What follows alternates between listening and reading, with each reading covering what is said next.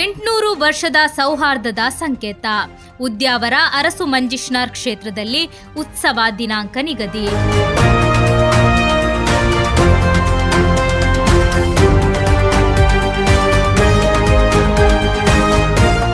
ಸುಮಾರು 800 ವರ್ಷಗಳಿಂದ ಧಾರ್ಮಿಕ ಸೌಹಾರ್ದತೆಗೆ ಸಾಕ್ಷಿಯಾಗಿ ನಿಂತಿರುವ ಮಂಜೇಶ್ವರ ಉದ್ಯಾವರ ಶ್ರೀ ಅರಸು ಮಂಜಿಷ್ನಾರ್ ಕ್ಷೇತ್ರದ ಮಹೋತ್ಸವದ ದಿನಾಂಕ ನಿಗದಿ ಸಮಾರಂಭವು ಶ್ರದ್ಧಾ ಭಕ್ತಿಯಿಂದ ನಡೆಯಿತು.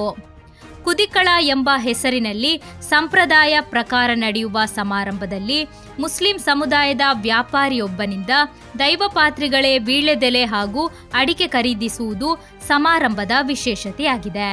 ದಕ್ಷಿಣ ಕನ್ನಡ ಜಿಲ್ಲೆಯ ಕೆಲವೊಂದೆಡೆ ದೇವಸ್ಥಾನ ಅಥವಾ ಕ್ಷೇತ್ರದ ಉತ್ಸವಕ್ಕೆ ಮುಸಲ್ಮಾನರು ವ್ಯಾಪಾರ ನಡೆಸಬಾರದೆಂಬ ಒತ್ತಡದ ಮಧ್ಯೆ ಮತ ಸೌಹಾರ್ದತೆಗೆ ಇನ್ನಷ್ಟು ಮೆರುಗನ್ನು ನೀಡುವ ಉದ್ಯಾವರ ಅರಸು ದೈವಗಳ ಉತ್ಸವದ ಸಂಪ್ರದಾಯಗಳು ಇತರರಿಗೆ ಮಾದರಿಯಾಗುತ್ತದೆ.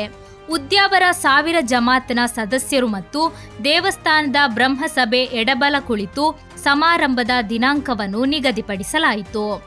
ಉದ್ಯಾವರ ಶ್ರೀ ಅರಸು ಮಂಜಿಷ್ನಾರ್ ಕ್ಷೇತ್ರದ ಉತ್ಸವವು ಕಾಸರಗೋಡು ಹಾಗೂ ದಕ್ಷಿಣ ಕನ್ನಡ ಜಿಲ್ಲೆಯಲ್ಲಿಯೇ ಧಾರ್ಮಿಕ ಸೌಹಾರ್ದತೆಯ ಸಂದೇಶಗಳನ್ನು ಸಾರುವ ಹಬ್ಬಗಳಲ್ಲೊಂದಾಗಿದೆ. ಉತ್ಸವಕ್ಕೆ ಸಮೃದ್ಧಿ ಮತ್ತು ಐಶ್ವರ್ಯವನ್ನು ತಂದೊಡ್ಡುವ ಅಣ್ಣ ತಮ್ಮ ದೈವಗಳು ಇಲ್ಲಿ ನೆಲೆಸಿದ್ದಾರೆ. ಹಬ್ಬದ ವಿಶೇಷ ಆಚರಣೆಗಳಲ್ಲಿ ಒಂದಾದ ಉತ್ಸವದ ದಿನ ನಿಶ್ಚಯದ ಕುದಿಕಳ ಎಂಬ ಹೆಸರಿನಲ್ಲಿ ಕರೆಯಲಾಗುವ ಈ ಸಮಾರಂಭವು ಶ್ರದ್ಧಾ ಭಕ್ತಿಯ ವಾತಾವರಣದಲ್ಲಿ ನಡೆಯಿತು. ದೈವಪಾತ್ರಿಗಳು ಉತ್ಸವಕ್ಕೆ ಅನುಮತಿ ಪಡೆದು ಉತ್ಸವದ ದಿನಾಂಕವನ್ನು ಘೋಷಿಸಿದರು. ಸಂಪ್ರದಾಯದಂತೆ ತೆಂಗಿನಕಾಯಿ ವೀಳ್ಯದೆಲೆ ಮಾರಾಟವೂ ನಡೆಯಿತು. ದೈವಪಾತ್ರಿಗಳು ಗುರಿಕಾರರು ವೀಳ್ಯದೆಲೆ ಮಾರಾಟ ಮಾಡಲು ನಿಯೋಜಿಸಲ್ಪಟ್ಟ ಮುಸ್ಲಿಂ ಸಮುದಾಯದ ವ್ಯಕ್ತಿ ಟಿ.ಎಸ್. ಸೈಯದ್ ರವರಿಂದ ವೀಳ್ಯದೆಲೆ ಹಾಗೂ ಅಡಿಕೆಯನ್ನು ಖರೀದಿಸಿದರು. ವಿಷು ನಂತರದ ಮೊದಲ ಶುಕ್ರವಾರದಂದು ಮಸೀದಿಗೆ ತೆರಳಿ ಜಮಾತ್ ಸದಸ್ಯರುಗಳನ್ನು ಉತ್ಸವಕ್ಕೆ ಆಹ್ವಾನಿಸಲು ತೀರ್ಮಾನಿಸಲಾಯಿತು. ಮೇ 9ರಂದು ಧ್ವಜಾರೋಹಣ, 11 ಮತ್ತು 12ರಂದು ಬಂಡಿ ಉತ್ಸವ ನಡೆಯಲಿದೆ.